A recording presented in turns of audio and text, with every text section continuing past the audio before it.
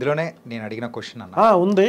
But నేను అంటే కొంచెం ఫైనాన్షియల్ నేను వచ్చినప్పటి నుంచి కొంచెం మీకు అర్థమై ఉంటుంది మొదటి నుంచి. నేను కొంచెం అవేర్నెస్తో ఏదో అనుకోకుండా చేసిన కొన్ని పనులు నాకు హెల్ప్ అయింది. అంటే నేను ముందే 20 సంవత్సరాల క్రితమే నేను స్కూల్ అమ్మేసి వచ్చినప్పుడు కొంచెం అవేర్నెస్, హైదరాబాదు రియల్ ఎస్టేటు ఇవి ఉన్నాయి కాబట్టి నేను బిజినెస్లు ఏం చేయలేదు, కానీ సైట్స్ తీసుకున్నాను. అప్పుడు ఒక 2-3 సైట్లు తీసుకోవటం, అవి తర్వాత టైం ల్యాబ్స్లో వాటిని తీసేసి ఇంకొక చోట ఇన్వెస్ట్ చేసి ఈ ఫ్రెండ్ సర్కిల్లో కొంతమందిని తీసుకెళ్ళి ఒక ఏరియాలో ఇన్పుట్ చేసి ఫ్రెండ్స్ నాతో పాటు మనతో పాటు మన ఫ్రెండ్స్ కూడా డెవలప్ అవ్వాలి అని అలా నేను డెఫినెట్గా ఇక్కడ మురళీమోహన్ గారు, శోభన్ బాబు గారు ఇలా అంటుంటారు. ఆ రేంజ్ అంటే వాళ్ళ ఇన్స్పిరేషన్తో మనం అంటే సర్టనిటీ ఉన్న ఫీల్డ్ నుంచి అన్సర్టనిటీ ఉన్న ఫీల్డ్కి వచ్చాం. అది మనం తీసుకున్న ఓన్ డెసిషన్. కానీ లైఫ్ అన్సర్టనిటీగా ఉండకూడదు. ఇప్పుడు ఈరోజు మనం ఉంటే ఈరోజు ఉన్న ఖర్చు రేపు ఉండదు, తర్వాత ఉండదు. ఎవ్రీ ఇయర్ మనకు నీడ్స్ పెరుగుతుంటాయి ఖచ్చితంగా. ఈ ప్రాసెస్లో నేను ఫ్రమ్ ద బిగినింగ్ నుంచి ఇప్పటి వరకు తీసుకున్న డెసిషన్ ఒకటే, నీ దగ్గర 100 రూపాయలు ఉన్నా, 1000 ఉన్నా, 10,000 ఉన్నా, 1,00,000 ఉన్నా, 10 లక్షలు ఉన్నా, ఎంతున్నా మనకున్నది తక్కువే. ఎందుకంటే నీ దగ్గర లక్షల కోట్ల కొలది డబ్బు ఉన్నా, 100ల కొలది వాహనాలున్నా, 1000ల కొలది భవనాలున్నా, టన్నుల కొద్ది వజ్ర వైడూర్యాలున్నా, రాసుల కొద్ది బంగారం ఉన్నా, ఈ ప్రపంచంలో భూమి రవ్వంతా, అందులో నువ్వెంత, నీకున్నదెంత? ఏమీ లేదు. కళ్ళు తెరిస్తే జననం, కళ్ళు మూస్తే మరణం. రెప్పపాటు ఈ జీవితంలో ఏమున్నదని నువ్వు గర్వపడతావు, ఏదని నీది సొంతం అని ఆలోచిస్తావు. ఏది నీ సొంతం కాదు, ఏది నీది కాదు. మనిషిగా పుట్టావు కాబట్టి ఉన్నన్ని రోజులు హ్యాపీగా బ్రతికి పోయేటప్పటికి నలుగురు మంచి స్నేహితులకి హెల్ప్ చేసి నలుగురు మంచి మనుషులను సంపాదించు, ఇదే జీవితం అని. సో మనకున్నది ఎక్కువ కాదు, మనం ఎవరికంటే గొప్పవాళ్ళం కాదు, కానీ మనము, మన కుటుంబము, మన పిల్లలు బ్రతకడానికి ఇబ్బంది లేకుండా ఫైనాన్షియల్ ఎఫర్ట్ పెట్టుకోవాల్సిన బాధ్యత ప్రతి కుటుంబం పెద్ద అయినటువంటి తండ్రి మీద ఉంటుంది. ఖచ్చితంగా ఉంటుంది. ఏంటంటే ఇప్పుడు మనం ఎన్ని ఇబ్బందులు పడినా కానీ మన పిల్లలు, మన కుటుంబ సభ్యులు ఇబ్బంది పడకూడదనే మనం ఇప్పుడు ఈరోజు సంపాదించేది మొత్తం. ప్రతి ఒక్కరు హిందూ ధర్మం ప్రకారం అందరూ బాగుండాలి, అందులో మనం ఉండాలి అని చెప్పే మతాలన్నిటిలో హిందూ మతం శ్రేష్టమైందంటారు. దాంట్లో ఫస్ట్ మనం బాగుండాలి. ఇది సెల్ఫిష్ అనుకో, ఏదన్నా అనుకో, నువ్వు నీ కుటుంబానికి నువ్వు బాగుండాలి, అప్పుడే కుటుంబం బాగుంటుంది. అందుకని ఫస్ట్ నేను బాగుండాలి అని అనుకొని తర్వాత కుటుంబం బాగుండాలి అని అనుకోవాలి. నువ్వు కుటుంబం బాగున్న తర్వాత నీకున్న దాంట్లో ఖచ్చితంగా 10% అయినా నువ్వు ఇతరులకు సహాయం చేయడం కోసం నీ జీవితంలో మస్ట్ అండ్ షుడ్గా నువ్వు ప్రయత్నం చేయాలి. ఎందుకు ప్రయత్నం చేయాలంటే ఈ ప్రపంచంలో 7 ఖండాలు ఉంటే 7 ఖండాలు ఏషియా ఖండం ఒకటైతే ఏషియా ఖండంలో 48 దేశాలు ఉంటే 48 దేశాల్లో 148 కోట్లు 150 కోట్లు ఉన్న భారతదేశం ఒకటైతే ఈ భారతదేశంలో 6,41,000 గ్రామాలుండి, 6,500 భాషలుండి, 5,400 పట్టణాలుండి, 380 మహానగరాలుండి, 30 రాష్ట్రాలుండి, 7 కేంద్ర ప్రాంతాలున్న ఈ భారతదేశంలో మనం అన్ని అవయవాలు సక్రమంగా ఉండి 38 అవయవాలు సక్రమంగా మనకి తల్లిదండ్రుల వల్ల దేవుడు జన్మనిచ్చినందుకే మనం అదృష్టవంతులు. ఈ దేశంలో కాళ్ళు, కళ్ళు, చేతులు, కిడ్నీలు లేకుండా పుట్టి చాలామంది చాలా బాధలు పడుతున్న వాళ్ళతో కంపేర్ చేస్తే మనం చాలా అదృష్టవంతులు. ఈ అదృష్టం కాకుండా మనం ఇలాంటి ఛానల్స్లో కూర్చోనో ఇంకొక మనిషికి మనం ఇంకొక మాట చెప్పే పరిస్థితి నీకు వచ్చే లైఫ్ నీకు ఆ భగవంతుడు ఇచ్చాడు అంటే ఖచ్చితంగా నీ వల్ల నలుగురికి ఉపయోగం జరుగుద్ది అనే ఉద్దేశంతో నువ్వు అలాంటి మెంటాలిటీ ఉన్న మనిషిగా మారాలనే నీకు ఈ జన్మ ఇచ్చాడని దేవుడు మనం అనుకోవాలి అంతే. సో నీ కుటుంబం బాగున్న తర్వాత డెఫినెట్గా నువ్వు సొసైటీ కోసం ఏదో ఒకటి కాంట్రిబ్యూట్ చేసి తీరాల్సిందే. నీకు 10 ఇళ్ళు ఉన్నా నువ్వు ఉండేది ఒక ఇంట్లోనే, ఒక బెడ్రూమ్లోనే. 10 ఇళ్ళు నాకు కరెక్ట్. ఏంటంటే దాన్ని కాపాడుకోవడానికి మనము ఉన్నాయని చెప్పుకుంటావు. ఇప్పుడు నువ్వు నన్ను ఫైనాన్షియల్గా చాలా బాగున్నావు అని మీరు అన్నారు. ఎస్, నేను చాలా బాగున్నానండి, నాకు టౌన్లో 10 ఇళ్ళు ఉన్నాయి. నమ్ముతారు. ఉన్నాయని నేను అనుకుంటే ఉన్నాయి, లేవనుకుంటే లేవు. నేను ఉండటానికి ఒక బెడ్రూమ్ ఉన్న ఒక ఇల్లు ఉంటే చాలు కదా. ఎందుకన్నా నేను అడిగిన దానికి మీరు స్ట్రైట్ ఆన్సర్ లేకుండా ఏంటంటే దీన్ని బట్టి మాకు అర్థమైంది ఏంటంటే ఇతరులకు సహాయం చేసేంతగా, సో మీకు తోచినంతగా మీ దగ్గర అయితే హ్యాపీగా సఫిషియెంట్గా అయితే ఉంది. సఫిషియెంట్గా ఉంది. నా కాడ సఫిషియెంట్గా ఉన్నదానికంటే నేను ఎక్కువ సర్వీస్ చేయాలనేది నా మోటో అండి. ఓకే. నాకు 2 పిల్లలు, ఇందాక అడిగారు మీరు. నాకు 2 పిల్లలు, మా వైఫ్. ఇప్పుడు దీంట్లో మా ఫాదర్ చెప్పాను, నాకు మా ఫాదరే రోల్ మోడల్ అని ముందు చెప్పేశా.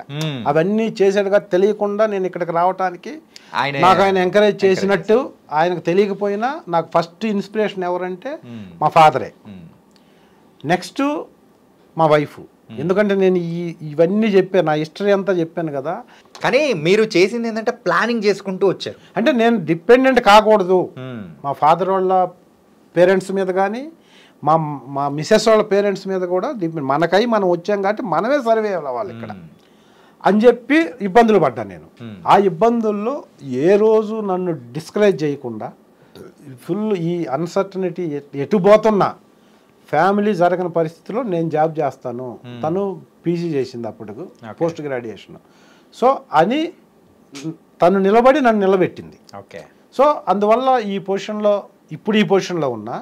బిగినింగ్ నాకు 2 పిల్లలు అని చెప్పా. 2 పిల్లల్లో పాప మ్యారేజ్ అయిపోయింది లాస్ట్ ఇయర్లో. సో తను సిడ్నీలో ఉంటుంది. ఓకే. బాబు అమెరికాలో హ్యూస్టన్ యూనివర్సిటీలో పీజీ ఫైనల్ సెమిస్టర్ చేస్తున్నాడు ఇప్పుడు. అంటే మీరు సర్వీస్ చేసే ఒక మోటో అనేది కూడా ఉంది. అంటే చాలామంది యాక్టర్స్ కానీ, సో మంచి క్యారెక్టర్స్ చేసుకుంటూ ఒక క్యారెక్టర్ ఆర్టిస్ట్గా ఉన్న వాళ్ళందరూ కూడా పొలిటికల్ పార్టీస్లో వర్క్ చేయడం ఇలాంటివన్నీ జరుగుతూ ఉన్నాయి, చేస్తూ ఉన్నారు. మంచి పొజిషన్కి వెళ్ళిన వాళ్ళు ఉన్నారు. సో మీకు కూడా అలాంటి ఆలోచన ఏమైనా ఉందా? పొలిటికల్ పార్టీలు అన్నారు మీరు. ఇక్కడ మనుషులైనా ఇప్పుడు అడవిలో పులి ఉంటుంది, జింక ఉంటుందండి.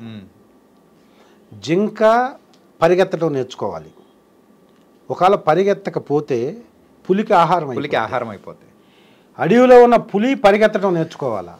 పరిగెత్తడం చేత కాకపోతే జింక అనే ఆహారం పులికి దొరకదు.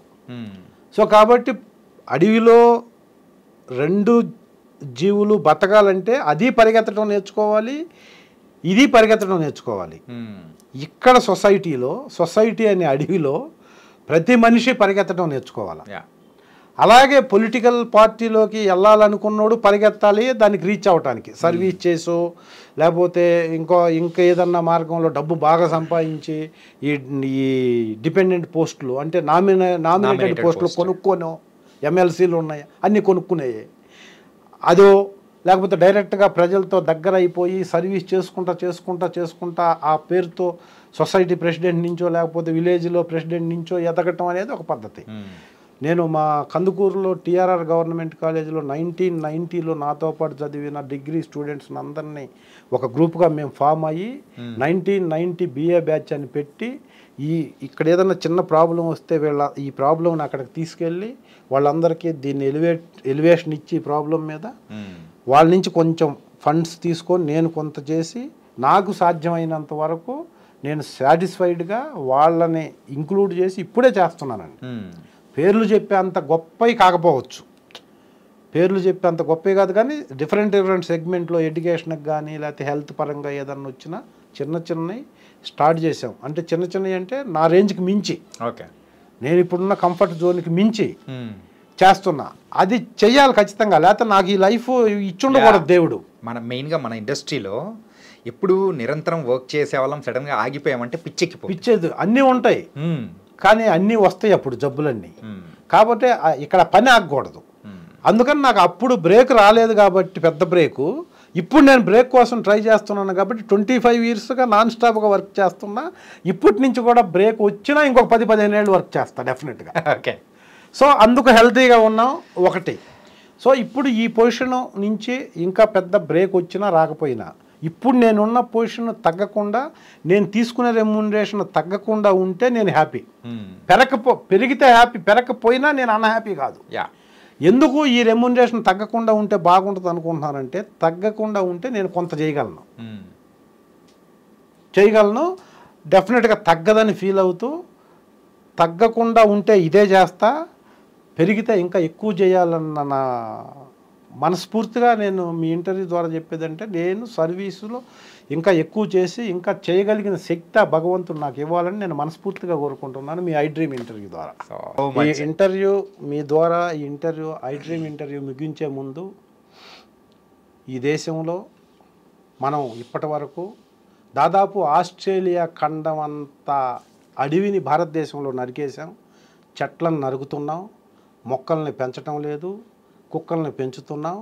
ఇవన్నీ మానేసి మన జీవితం ఇంత బాగా నడుస్తుందంటే మనం ఇక్కడ కూర్చున్నా, ఇంట్లో కూర్చున్నా ఆక్సిజన్ని ఫ్రీగా పీల్చటం మూలానే. ఈ ఆక్సిజన్ అనేది మనకి చెట్ల వల్ల వస్తుంది. ఒక ఆక్సిజన్ సిలిండరు 700. మనం ఒక రోజుకు పీల్చే గాలి 3 ఆక్సిజన్ సిలిండర్లకు సమానం. అంటే మనం పీల్చే గాలి మనకి ఫ్రీగా రాకపోతే 2100 రూపాయలు పెట్టి కొనాలి. అంటే ఒక సంవత్సరానికి 7,66,000. మన భారతదేశ శాస్త్ర సాంకేతిక పరిజ్ఞానాన్ని బట్టి ఇప్పుడు మన వయసు 65 సంవత్సరాలు అనుకుంటే, మనం పీల్చే గాలి కొనాలంటే 5 కోట్ల రూపాయలు అవుతుంది. ఈ 5 కోట్ల రూపాయల గాలిని మనకి ఇచ్చేది చెట్టు మాత్రమే. ఈ చెట్టుకి, ఈ మొక్కకి ప్రాణం ఉంటే, దేహంలో ఉన్న జీవం పైకి పోతే ఈ దేహం భూమి పాలు. ఈ దేహం ఉన్నప్పుడు వాడిన వస్తువులన్నీ ఎవరి పాలు? ఆస్తిపాస్తులు పిల్లల పాలు, కొడుకు పెట్టిన పిండం కాకిపాలు. మరి నీ పాలు ఏంటి అంటే, బ్రతికున్నప్పుడు నువ్వు చేసిన దానం ధర్మం, బ్రతికున్నప్పుడు నువ్వు నాటిన మొక్క. ఒక మొక్క 10 మంది మనుషులకు సమానం. మీకు వీలైతే ఎక్కడైనా మొక్కలు నాటండి. మొక్కలు నాటినా నాటకపోయినా ఉన్న చెట్లని కొట్టకుండా పరిరక్షణ, అంటే ప్రకృతిని పరిరక్షిద్దాం. మనం ఆరోగ్యాలతో అష్టైశ్వర్యాలతో బ్రతుకుదామని మీకు మనవి చేసుకుంటూ, ఈ ఇంటర్వ్యూకి నన్ను పిలిచినందుకు మీకు నమస్కారాలు తెలియజేస్తూ సెలవు. Thank you so much.